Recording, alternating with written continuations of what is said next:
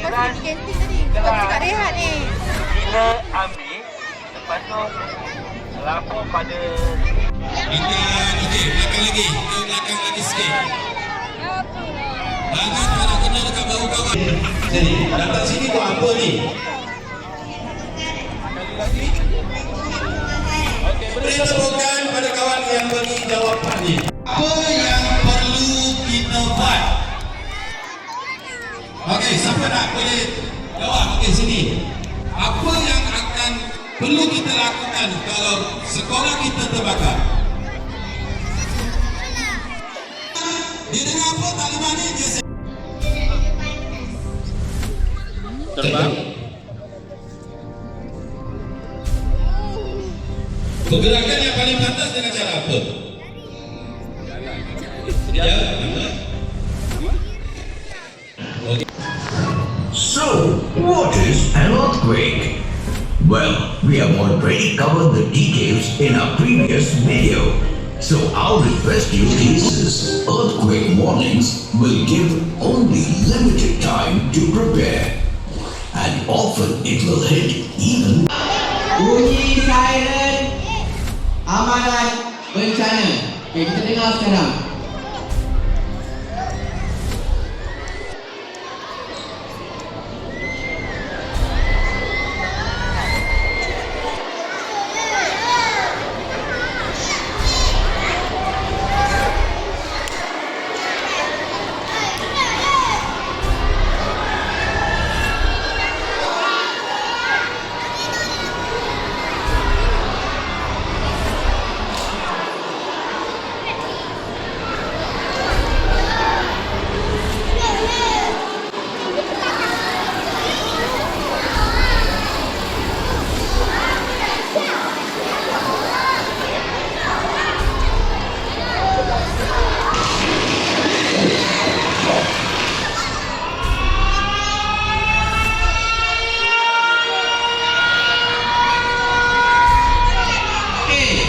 Bila berlaku je gempa bumi, murid-murid yang berada di dalam kelas, dia kena mula-mula dia kena bangun dulu.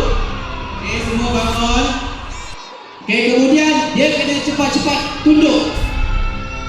Okey, kena cepat-cepat tunduk, cari meja yang berdekatan.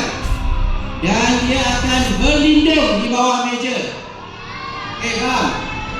Okey, bila dalam keadaan masih lagi bergegar, okey, murid-murid ni kita pegang meja ni. Pegang kuat-kuat. Okey, sampailah bunyi amaran tu berhenti. Okey, bila dah bilang dah bunyi dah berhenti, murid-murid kena segera bangun. Bangun. Okey, bila bunyi dah berhenti nanti, murid kena segera bangun, letakkan tangan di kepala. Okey, dan turun segera ke kawasan lapang. Kawasan yang lebih selamat ya. Tangan terus kat kepala, Okey,